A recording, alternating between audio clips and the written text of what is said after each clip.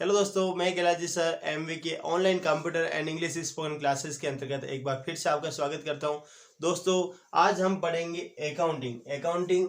Tally सीखने से पहले हमें अकाउंटिंग सीखना अनिवार्य है। आज मैं आपको कुछ एग्जाम्पल करके बताऊंगा जिसके अंतर्गत किस तरह से हम एक एंट्री को स्टेप बाय स्टेप तरीके से जनरल में लिख सकते हैं और उसको करने के बाद उसी को मैं अगले वीडियो में आपको कंप्यूटर के अंदर किस तरह से उसको फीड किया जाता है ये मैं बताने वाला हूं। तो आइए दोस्तों, आज की क्लास शुरू करते हैं। इसके अंतर्गत आज अपन पढ़ेंगे एग्जाम्पल।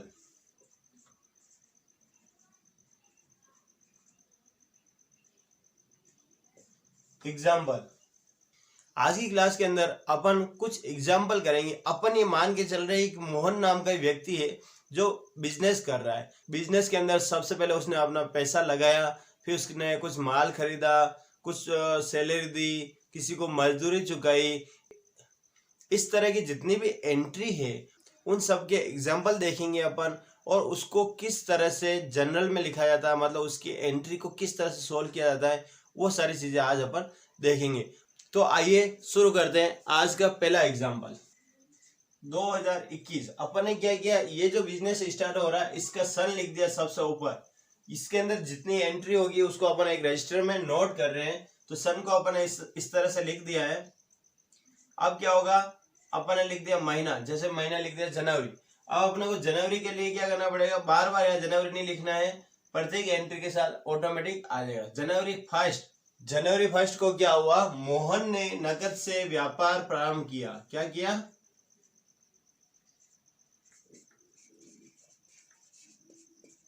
मोहन ने नकद से व्यापार प्रारंभ किया। इस एंट्री को अपन क्या करेंगे, जनरल के अंदर लिखेंगे। क्या करेंगे, जनरल के अंदर लिखेंगे। जनरल का मतलब क्या हो रहा है, जनरल के अंदर मैंने आपको बताया था इसको लिखने के कुछ रूल्स होते हैं, उनको फॉलो करना पड़ता है। उस रूल के द्वारा अपन किसको डेबिट करना है, किसको क्रेडिट करना, ये सारी चीजें अपन देखते हैं। तो अपन क्या कर रहे हैं, जनरल एंट्री।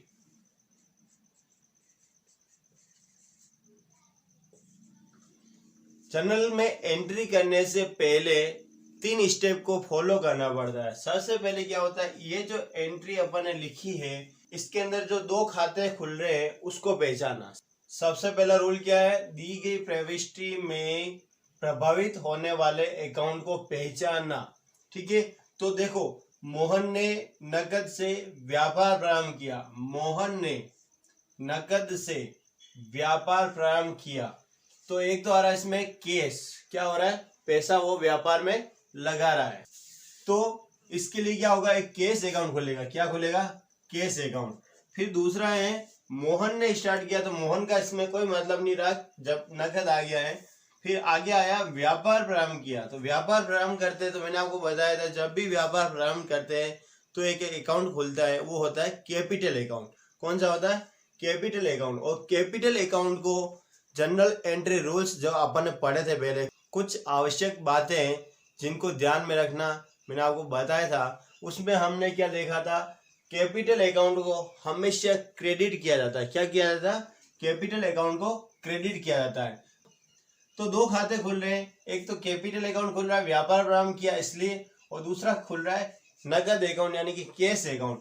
तो दूसरा खाता क्या हो रहा है, कैपिटल अगर क्रेडिट हो रहा है तो कैश अकाउंट क्या होगा, डेबिट होगा। इसलिए अपन क्या कर रहे हैं, यहाँ पे एंट्री कर रहे हैं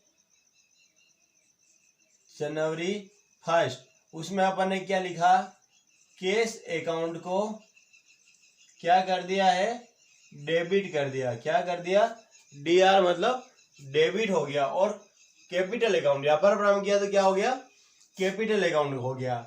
तो कैपिटल अकाउंट क्या हो रहा है, क्रेडिट हो रहा है। इसलिए क्या करेंगे, क्रेडिट होने वाले खाते को क्या करते हैं, थोड़ा सा आगे लिखकर टू शब्द लगाते हैं। और कैपिटल क्या लिखेंगे, कैपिटल और अकाउंट। अब इसमें सीआर नहीं लिखते हैं, क्या लिखते हैं, डेबिट लिख दिया तो टू लिख दिया, सीआर नहीं लिखेंगे, है ना। अब क्या करेंगे, केस। अब इसमें पैसा कितना लगा हुआ है, कितने रुपए लगा के उसने व्यापार प्रारंभ किया। एक बार अपन छोटा सा अमाउंट इसमें मोहन ने लगाया है, वो लगाया है 50,000 रुपए। कितने लगाए हैं, 50,000 रुपए। तो अपने को 50,000 दो जगह लिखने पड़ेंगे। कैसे लिखने पड़ेंगे? कैश अकाउंट डेबिट के अंदर भी यहाँ पे कॉलम बने हुए हैं एक तरह से, इस तरह से, ठीक है। तो यहाँ पे अपन ने क्या किया, डेबिट होने वाले खाते की राशि लिख दी 50,000 और क्रेडिट होने वाले खाते में भी 50,000 लिख देते हैं। मतलब व्यापार में मोहन ने कितने लगाए? 50,000 रुपए और आया कितने? 50,000 रुपए। इसलिए इसको इस तरह से लिखा जाता है। तो पहला रूल क्या हुआ? लेन देन से प्रभावित होने वाले दो अकाउंट को पहचाना, पहला अकाउंट और दूसरा अकाउंट। फिर पहचाने गए अकाउंट में डेबिट होने वाले खाते को पहले लिखा जाता है। क्या किया जाता है? पहले लिखा जाता है। दूसरा रूल ये हो गया। तीसरा रूल क्या है? उसमें से क्रेडिट होने वाले खाते को टू शब्द लगाकर लिखा जाता है और उसके आगे क्या किया जाता है? राशि को थोड़ा सा आगे लिखा जाता है, ठीक है। ये हो गया डेबिट वाला कॉलम और ये हो गया क्रेडिट वाला कॉलम, ठीक है। ये क्लियर है? चलो अपन करते हैं सेकंड एंट्री। इसको अगर आपको समझ में नहीं आया तो वीडियो को थोड़ा सा रिपीट करके फिर से देख लेना, कोई प्रॉब्लम नहीं। सेकंड एंट्री हुई उसकी जनवरी। अब जनवरी लिखने की जरूरत नहीं रहेगी, आपने को क्या करना है? कोमा लगा देना है। 2 जनवरी को उसका सेकंड काम क्या हुआ? माल खरीदा। क्या किया? माल खरीदा 30,000 रुपए। कितने का खरीदा? 30,000 रुपए का। 50,000 रुपए उसने कुल बिजनेस में लगा दिए हैं, उसमें से उसने क्या किया? 30,000 रुपए का माल खरीदा। अब इस एंट्री को देखना आप, ये रूल लिख लो। आप एक काम करो, इस रूल को आपको क्या करना है? लिखना है अपनी कॉपी के ऊपर। रेड लाइन है, रेड लाइन से ऊपर ये तीनों नियम लिख लो। पहला नियम क्या है? लेन देन से प्रभावित होने वाले खातों को पहचानना। मतलब इस एंट्री के अंदर 2 खाते हैं, वो 2 खाते कौन से पहचानना है, वो पहला नियम होगा। दूसरा नियम क्या है? पहचाने गए खातों में से डेबिट होने वाले खाते को पहले लिखा जाता है और आगे DR शब्द लगाया जाता है। और तीसरा नियम क्या है? क्रेडिट होने वाले खाते को डेबिट होने वाले खाते से थोड़ा सा आगे टू शब्द लगाकर लिखा जाता है, लास्ट में CR नहीं लगाया जाता। ये हो गए 3 रूल्स जो आपको ध्यान रखना है। तो पहला रूल्स इसके अंदर क्या यूज हो रहा है? माल खरीदा। माल खरीदा मतलब पहला रूल अपना क्या है? लेन देन से प्रभावित होने वाले खातों को पहचानना। ध्यान से देखो, इसके अंदर 2 खाते कौन कौन से खुल रहे? पहचान सकते हो कौन कौन से 2 खाते खुल रहे? खरीदा। क्या खरीदा? माल। तो खरीदने को क्या बोलते हैं? परचेज। और खरीदा तो ये तो हो गया माल खरीदा। माल अपन जब खरीदने जाते हैं मार्केट में, ठीक है, तो 2 तरीके से खरीद सकते हैं। पहला तरीका है कैश और दूसरा तरीका है उधार। यहाँ पे देखो इस एंट्री में क्या हो रहा है? माल खरीदा। अब इसको कैश मानेंगे या उधार मानेंगे, ये मैंने आपको नियम पढ़ाया था। कुछ विशेष ध्यान देने योग्य बात है, उसके अंदर मैंने बताया था आपको कि जब कभी इस एंट्री के अंदर किसी का नाम नहीं हो और नहीं नकद शब्द हो, फिर भी इसको नकद मानते हैं। उधार एक ही स्थिति में मानेंगे जब किसी का नाम आ जाता है। जैसे अपन लिख देते हैं राम से माल खरीदा, तो ये क्या हो गया? उधार हो गया। लेकिन अगर इसी स्थिति में क्या हुआ? राम से नकद माल खरीदा, तो वो नकद आएगा, उधार नहीं होगा, ठीक है। अभी यहाँ पे क्या हो रहा है? ना तो नाम आ रहा है ना नकद आ रहा, ना तो राम आ रहा है ना नकद आ रहा, तो ये क्या हो गया? एक तरह से ये भी नकद ही कहलाएगा, क्योंकि जब तक नाम नहीं आएगा तब तक वो क्या होगा? नकद शब्द कहलाएगा। माल खरीदा, ठीक है। तो परचेज और कैश 2 खाते खुल रहे हैं। कौन कौन से खुल रहे हैं? परचेज और कैश। अब दूसरा रूल क्या है? दूसरा रूल ये है, पहचाने गए खातों में से डेबिट होने वाले खाते को पहले लिखा जाता है। अब अपन ने क्या किया? माल खरीदा, तो माल खरीदा तो अपना क्या? वो पैसा गया। अब इसके अंदर आपको क्या करना है? टेबल को याद करना। टेबल वाला वीडियो आपने नहीं देखा हो तो देख लेना।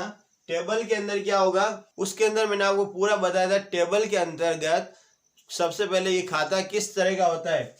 कैश अकाउंट और परचेज अकाउंट, ये दोनों वस्तुगत खाते हैं। और वस्तुगत खाते में कैश अकाउंट को जाने वाली वस्तु है, पैसा जा रहा है, माल खरीदा तो जाने वाली वस्तु को क्रेडिट किया जाता है। और परचेज अकाउंट में माल आ रहा है, अपने पास पैसा जा रहा है, माल आ रहा है, तो ऐसी स्थिति में क्या हो रहा है? परचेज अकाउंट को डेबिट किया जाएगा और कैश अकाउंट को जाता है, इसलिए क्रेडिट किया जाएगा, ठीक है। तो इसकी एंट्री क्या होगी? यहाँ पे जनवरी 2 परचेज अकाउंट, डेबिट, क्या होगा, परचेज अकाउंट डेबिट टू, कैसे खरीदा, माल खरीदा लेकिन पैसा दे के खरीदा, तो cash account. Okay, purchase account debit to cash account. कितने का खरीदा, 30,000 रुपये। 30,000 रुपये का माल आया और 30,000 रुपये चले गए। अब अपन सिंपल रूप से देख सकते हैं 50,000 रुपये आए थे, 30,000 रुपये चले गए। ओके, अब अपने पास 20,000 रुपये पड़े हुए हैं, वो बैलेंस शीट ऑटोमेटिक निकलती है टैली के अंदर। आपको कुछ टेंशन लेने की जरूरत नहीं, केवल देखना है। कैसे देखना है ये मैं आपको जब कंप्यूटर के अंदर टैली बताऊंगा तब बता दूंगा, नेक्स्ट वीडियो या उससे 2 अगले वीडियो में बता दूंगा। एक बार आपको एंट्री करना सीखना जरूरी है, ठीक है। तो तीसरी एंट्री क्या है, तीसरी एंट्री है 4 जनवरी की, ठीक है। इसमें क्या हो रहा है, रमेश को माल बेचा, रमेश को माल बेचा। कितने का बेचा, 10,000 रुपए का, ठीक है। इसके अंदर कोई कंफ्यूजन नहीं होना चाहिए। माल अपने पास 30,000 का पड़ा हुआ, 10,000 दे दिया, वो अलग बात है, उसको आपको टेंशन लेने की जरूरत नहीं। फिलहाल अपन क्या कर रहे हैं, इसके अंदर एंट्री कैसे करते हैं वो सीख रहे हैं। तो अपन क्या करते हैं, इसके अंदर वही 3 नियम पढ़ते हैं जो अभी आपने लाइन के ऊपर लिखे हैं। पहला नियम क्या है, लेन देन से प्रभावित होने वाले खातों को पहचानना। इसके अंदर ध्यान से देखो, आपको खाते पहचानने में आ रहे होंगे। अब लगाओ थोड़ा सा माइंड अपना, क्या हो रहा है, इसको नहीं समझ में आ रहा, 2 अकाउंट पहचानने हैं, नहीं समझ में आ रहा तो इसको पढ़ो बार बार। रमेश को माल बेचा, रमेश को माल बेचा, माल बेचा, रमेश को माल बेचा। बेचने को क्या बोलते हैं, सेल्स। क्या बोलते हैं, सेल्स। और सेल्स अकाउंट एक वस्तुगत खाता है। क्या है, वस्तुगत खाता। टेबल देखो पीछे पेज पे आपने टेबल लिखी हुई होगी, नहीं लिखी हुई है तो वीडियो के अंदर जाके टेबल को बना लो, टेबल बनाओगे तो ये समझ में आएगा। सेल्स अकाउंट क्या है, एक वस्तुगत खाता। वस्तुगत खाते को टेबल के अंदर जब अपन देखेंगे तो जाने वाली वस्तु को क्या करेंगे, अपन क्रेडिट करेंगे। तो क्या होगा, 2 लगा के सेल्स अकाउंट को लिख देंगे। रमेश को माल बेचा, किसको बेचा, रमेश को बेचा। नकद नहीं आ रहा, इसमें नकद नाम नहीं आ रहा, नकद शब्द नहीं आ रहा और नाम आ रहा, तो ये क्या हो गया, एक तरह का उधार हो गया। क्या हो गया, उधार हो गया। उधार के अंदर अपन क्या करेंगे, जनवरी 4 की एंट्री है, उधार के अंदर हम क्या करेंगे, नाम लिखेंगे। किसको बेचा, रमेश। और रमेश क्या है, टेबल जो बनी हुई है उसको देखो, टेबल के अंदर क्या है, रमेश व्यक्तिगत खाता है। कौन सा खाता है, व्यक्तिगत खाता है। एक व्यक्ति है ना रमेश, टेबल देख लेना। और टेबल के अंदर व्यक्तिगत खाते में क्या हो रहा है, रमेश क्या है, रमेश अकाउंट व्यक्तिगत खाता, और व्यक्तिगत खाते में पाने वाला व्यक्ति है। क्या हो रहा है, माल को वो ले जा रहा है, तो पाने वाले व्यक्ति को अपन क्या करेंगे, डेबिट करेंगे, ठीक है। टेबल देख लेना, नहीं देखोगे तब तक समझ में नहीं आएगा, ठीक है। धीरे धीरे करते जाओ, प्रैक्टिस होगी तो समझ में आने लग जाएगा धीरे धीरे। रमेश अकाउंट डेबिट हो गया, कितने 1,000 रुपए, 10,000 रुपए का माल उसको उधार बेचा, तो अपन उससे 10,000 रुपए मांगने लग गया। लेकिन अभी भी अपनी स्थिति क्या, अपने पास कैश रोकड़ केवल 20,000 पड़े हुए। आपको उधार नहीं बेचना था, लेकिन क्या होता है, व्यापार में उधार तो बेचना ही पड़ता है। अगली एंट्री मोहन ने क्या की है वो देखते हैं। जनवरी 6 नकद माल बेचा। क्या हुआ, नकद माल बेचा 5,000 रुपए। कितने का बेचा, 5,000 रुपए, ठीक है। 10,000 का तो उधार बेच दिया था और 5,000 रुपए का नकद बेच दिया। हुआ कितना, टोटल 30,000 का खरीदा था ना, उसमें से 5,000 का अपन नकद बेच रहे। तो नकद बेचने पे क्या होगा, अपने पास पैसा आ जाएगा। ये अपने को अभी माइंड नहीं लगाना। अपने को क्या ध्यान रखना है, इस एंट्री को किस तरह से ऐसे जर्नल के अंदर एंटर किया जाता है वो देखना है। तो इसके अंदर सबसे पहला रूल हमें देखना है वो है लेन देन से प्रभावित होने वाले खातों को पहचानना। क्या है, लेन देन से प्रभावित होने वाले खाते को पहचाना। इसमें ध्यान से देखो, 2 खाते बोलेंगे, एक तो नकद माल बेचा, नकद माल बेचा, तो एक तो हो गया कैश और एक हो गया सेल्स। सेल्स को हमेशा क्रेडिट किया जाता है। क्या किया जाता है, क्रेडिट किया जाता है। क्यों? क्योंकि सेल्स एक वस्तुगत खाता है और टेबल के अंदर वस्तुगत खाते में जाने वाली वस्तु को क्रेडिट किया जाता है। तो माल जा रहा है, जाने वाली वस्तु को क्या कर रहे हैं? क्रेडिट कर रहे हैं। क्या कर रहे हैं? Sales account credit. तो अपन ने क्या किया? माल बेचा तो क्या आया? पैसा आया। पैसा क्या है? ये भी एक वस्तुगत खाता है और वस्तुगत खाते को टेबल के अंदर जब वस्तु आती है तो आने वाली वस्तु को क्या करते हैं? डेबिट करते हैं। तो कैश अकाउंट डेबिट।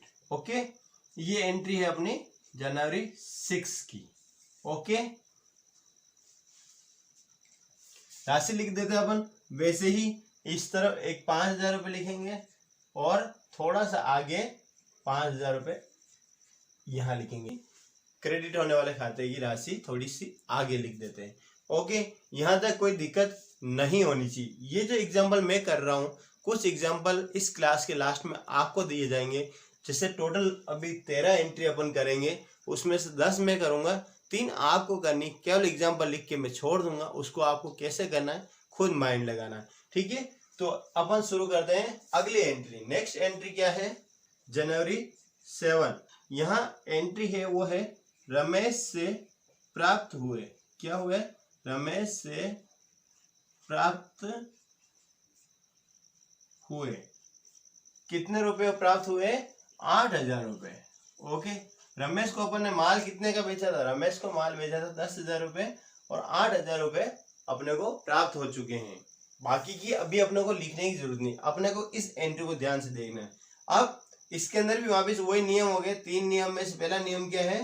लेन देनों से प्रभावित होने वाले खाते को पहचाना। अब इस एंट्री के अंदर आप बता सकते हो कौन कौन से खाते खुलेंगे? एक तो रमेश खुलेगा क्योंकि रमेश देने वाला हो गया, रमेश से प्राप्त हुए। और अब प्राप्त क्या हुआ? पैसा, कैश प्राप्त हुआ ना, तो एक तो कैश हो गया और एक रमेश हो गया। अब रमेश क्या है? व्यक्तिगत खाता, और व्यक्तिगत खाते में टेबल को देखें तो टेबल के अंदर आप देखो एक बार, टेबल के अंदर व्यक्तिगत खाते में देने वाला व्यक्ति पैसा दे रहा है और देने वाले व्यक्ति को अपन क्या करते हैं? क्रेडिट करते हैं। तो 2 लगा के क्या लिखेंगे? रमेश। क्या लिखेंगे? रमेश अकाउंट। कितने रुपए आए इससे? 8,000 रुपए। तो रुपए आया यानी कैश आया। कैश वस्तुगत खाता है, हम यहाँ लिख रहे हैं यूनिक, इसको देख के लिख देंगे। जो दूसरी चीज भी अपन लिख रहे हैं ना, उसको भी रूल के आधार पे लिखना है। कैश आ रहा है और कैश क्या है? टेबल के अंदर वस्तुगत खाता है और वस्तुगत खाते में आने वाली वस्तु को क्या करेंगे? डेबिट करेंगे। ठीक है, इजी है। 1-2 एंट्रियों में आपको थोड़ी सी समस्या आने वाली है, फिर धीरे धीरे ये इजी हो जाएगा। ये जनवरी कब की एंट्री है? 7 की। ठीक है, पैसे आ गए अपने पास 8,000, 2,000 बाकी है, कोई टेंशन वाली बात नहीं है। अगली एंट्री अपन करते हैं जनवरी 10। अब अपन ने क्या किया? बिजनेस स्टार्ट किया। तो इसके अंदर क्या हुआ? सुरेश को दुकान का किराया चुकाया। क्या किया? सुरेश क्या है? दुकान मालिक हो गया। तो सुरेश को दुकान का, ठीक है, 1,000 रुपए। ओके, सुरेश को दुकान का किराया चुकाया। अब इसके अंदर खाते पहचानो। एक तो सुरेश आ रहा है ना, लेकिन सुरेश होगा नहीं। क्यों? क्योंकि कुछ विशेष ध्यान देने योग्य बातों के अंदर मैंने आपको बताया, जो भी अपना लाभ, हानि, आय और व्यय, ये क्या हो रहा है? व्यय हो रहा है, खर्चा हो रहा है, उसमें नाम का महत्व नहीं होता है। क्या नहीं होता है? देने वाले या पाने वाले का नाम का महत्व नहीं होता। तो ये खाता तो नहीं खुलेगा, सुरेश का खाता नहीं खुलेगा। दुकान से अपने को कोई मतलब नहीं रहा। रेंट, किराए को क्या बोलेंगे? रेंट। रेंट क्या है? अवास्तविक खाता है। कौन सा खाता है? अवास्तविक। अब जरा उस टेबल के अंदर देखना, टेबल नोट कर लिया आपने? स्क्रीनशॉट लेके लिखा था ना? नहीं लिखा हो तो लिख लो, पुराना वीडियो इस वीडियो के डिस्क्रिप्शन में दे रखे हैं, वहां जाके आप पुराना वीडियो देख लो और वहां से उस टेबल को नोट कर लो। अब उस टेबल के अंदर आप देखोगे तो अवास्तविक खाते के अंदर जो भी अपना व्यय हो रहा है या हानि हो रही है, उसको अपन क्या करेंगे, डेबिट करेंगे। क्या करेंगे, डेबिट। तो रेंट अकाउंट क्या होगा, डेबिट हो जाएगा। ठीक है, किराया चुकाया तो रेंट अकाउंट क्या हो गया, डेबिट हो गया। ये कितनी तारीख की एंट्री है अपनी, जनवरी 10 की। ओके, कितना रुपए चुकाए, 1000 रुपए चुकाए, तो ये तो हो गया डेबिट। तो सबसे पहला खाता तो अपन ने पहचान लिया और उसको अपन ने पूरा लिख भी लिया। अब दूसरा खाता कौन सा खुलेगा बताओ आप, लगाओ थोड़ा सा माइंड, कौन सा खुलेगा। देखो, किराया चुकाया तो क्या चुका है, किराए के रूप में अपन ने क्या चुका है, पैसा, कैश, पैसा दिया होगा ना, तो कैश अकाउंट खुलेगा, सेकंड अकाउंट। यहाँ पे कहीं लिखा हुआ नहीं दिख रहा, लेकिन अपने को सोचना है। ठीक है, तो क्या किया अपन ने, कैश अकाउंट। और कैश अकाउंट क्या है, वस्तुगत खाता। और वस्तुगत खाते को टेबल के अंदर वस्तु जब जा रही है तो जाने वाले को क्या करेंगे, क्रेडिट करेंगे। तो टू कैश अकाउंट, ठीक है, 1000 रुपए, ये भी क्लियर हो गया। अब इसके अंदर आप देखोगे तो कैश अगर आ रहा था डेबिट कर रहे हैं, और कैश अगर जा रहा है तो क्या हो रहा है, क्रेडिट हो रहा है। कैश आ रहा डेबिट, कैश जा रहा क्रेडिट। माल खरीदा परचेज अकाउंट डेबिट, और माल बेचा तो सेल्स अकाउंट क्रेडिट। व्यापार प्रारंभ किया तो कैपिटल अकाउंट क्रेडिट। ये मैंने पिछले वीडियो में बताया था, उसके अंदर मैंने पूरा डिटेल से बताया था, कुछ विशेष ध्यान देने योग्य बात है। ठीक है, अब अपन आगे शुरू करते हैं। अगली एंट्री क्या है, जनवरी 15, सुभाष से माल खरीदा। सुभाष से माल खरीदा 20,000 रुपए। कितने रुपए का, 20,000 रुपए का। अब आपको 20,000 रुपए तो अपने पास रहे ही नहीं, तो कैसे खरीद लिया। यहाँ आपको कुछ नहीं सोचना, 20,000 रहे या नहीं रहे, कितना बैलेंस है वो नहीं देखना है। एक चीज आप ये करो, इन सभी को आप यहाँ लिख दो एक लाइन में। जैसे 30,000 ये यहाँ से हटा के अपन क्या लिख सकते हैं, यहाँ लिख देते हैं। ठीक है, 1000 10,000 रुपया वो अपन यहाँ लिख दिया, 5,000 रुपये एक लाइन में हो जाएंगे सारे। ठीक है, सुभाष से माल खरीदा, कितने का खरीदा, 20,000 रुपए का। कितने का खरीदा, 20,000 रुपए का। अब इसके अंदर अपने को क्या करना है, खातों को पहचानना है सबसे पहले। तो पहले खाता कौन सा खुल रहा है, बोलो, माल खरीदा। सुभाष से माल खरीदा, तो एक तो हो गया सुभाष और एक हो गया माल। क्यों, क्योंकि सुभाष का नाम इसलिए आ रहा है, इसके अंदर नकद शब्द नहीं है। और मैंने आपको बताया था, जब भी किसी व्यक्ति का नाम हो और उसके अंदर नकद शब्द नहीं हो तो उसे हम उधार मानते हैं। जैसे यहाँ पे रमेश को माल बेचा, यहाँ पे क्या हो रहा है, नाम है, नकद शब्द नहीं है, तो ये भी उधार हो गया। और यहाँ पे भी सुभाष से माल खरीदा, तो क्या हो गया, ये भी उधार हो गया। तो उधार के अंदर क्या होता है, व्यक्ति का नाम खुलता है और परचेज खुलता है। माल खरीदा, परचेज अकाउंट खाता खुल रहा है, और परचेज अकाउंट एक वस्तुगत खाता है। और टेबल के अंदर वस्तुगत खाते में आने वाली वस्तु को क्या करते हैं अपन, माल खरीदा तो माल आ रहा है ना, तो आने वाली वस्तु को क्या करते हैं, डेबिट। तो परचेज अकाउंट क्या हो जाएगा, डेबिट हो जाएगा। कितने का माल खरीदा है, 20,000 रुपए का, जनवरी 15। ओके, अब अपन ने माल क्या खरीदा, उधार खरीदा, तो सुभाष अकाउंट खुलेगा। खाते कितने प्रकार के होते हैं, खाते 3 प्रकार के, व्यक्तिगत, वस्तुगत और अवास्तविक। व्यक्तिगत खाता है सुभाष। सुभाष व्यक्तिगत खाता, टेबल के अंदर अपन देखेंगे सुभाष देने वाला व्यक्ति है, माल खरीदा तो माल अपने को वो दे रहा है, तो देने वाले को क्या करेंगे, टू सुभाष अकाउंट। देने वाला हो गया, तो देने वाले को अपन क्या करते हैं, टेबल के अनुसार क्रेडिट करते हैं, टू शब्द लगाकर। सुभाष का खाता खोल दिया अपन ने, अकाउंट लिख दिया, और थोड़ा सा आगे चलाइए, क्रेडिट नहीं लिखेंगे, और यहाँ पे 20,000 रुपये अगले कॉलम में लिख देंगे। ठीक है, अगली एंट्री कर ले। कितनी एंट्री हुई, 1 2 3 4 5 6 7। 3 एंट्री मैं और बताऊंगा, फिर 3 एंट्री आपको दूंगा, वो आपको करके व्हाट्सएप करनी है। ठीक है, जनवरी 17 फर्नीचर खरीदा। क्या खरीदा, फर्नीचर खरीदा। 6,000 रुपए का। कितने का? 6,000 रुपए का। तो फर्नीचर खरीदा, तो इसके अंदर किसी व्यक्ति का नाम नहीं आ रहा, तो इसको एक तो मान लिया अपन ने नकद है ना। तो नकद खरीदा है तो नकद में कैश जा रहा और जाने वाले को क्या करेंगे अपन? क्रेडिट करेंगे। क्या करेंगे? क्रेडिट। तो टू कैश अकाउंट हो गया। कितने का खरीदा? 6,000 रुपए का। ठीक है, तो इसको अपन ने कैश अकाउंट में 6,000 रुपये लिख दिया। ये एंट्री है जनवरी। ठीक है, फिर क्या खरीदा? फर्नीचर खरीदा। माल खरीदा होता तो परचेज लिख लेते हैं, लेकिन माल का नाम आ गया फर्नीचर खरीदा, तो क्या आ जाएगा? फर्नीचर। और फर्नीचर अकाउंट को अपन ने डेबिट कर दिया। क्यों? क्योंकि फर्नीचर क्या है? वस्तुगत खाता है। वस्तुगत खाता में टेबल के अनुसार आने वाली वस्तु को क्या करते हैं?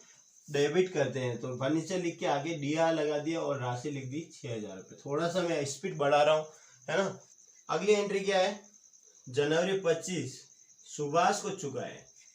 क्या किया? सुभाष से अपन ने माल खरीदा था, क्या? सुभाष को चुकाए। तो क्या चुकाया? पैसा। पैसे को क्या करेंगे? क्रेडिट। कितने रुपए चुकाए? 17,000 रुपये। माल कितने का खरीदा था? 20,000 रुपये का। कहाँ खरीदा था? सुभाष से माल खरीदा 20,000 रुपये, सुभाष को चुकाए 17,000 रुपये। तो पैसा जा रहा है तो टू कैश 17,000 रुपये। ये एंट्री क्या है? जनवरी 25 की। ठीक है, पैसा जा रहा है तो कैश अकाउंट को क्रेडिट कर दिया। और दूसरी एंट्री इसमें क्या खुलेगी? पहचानो जल्दी से। सुभाष। सुभाष क्या है? पाने वाला व्यक्ति। व्यक्तिगत है, खाता व्यक्तिगत है। टेबल के अनुसार सुभाष पाने वाला व्यक्ति है, और पाने वाले व्यक्ति को अपन क्या करते हैं? डेबिट करते हैं। तो अपन ने क्या लिख दिया?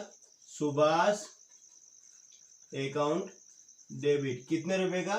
17,000 रुपये उसने पाए और अपन ने उसको दिए। ठीक है, ये यहाँ तक क्लियर है। कितनी एंट्री हुई? 1 2 3 4 5 6 7 8 9। और लास्ट एंट्री में आपको बताने वाला हूँ, फिर 3 एग्जाम्पल दे दूंगा जो आपको खुद करने हैं। लास्ट एंट्री क्या है अपनी?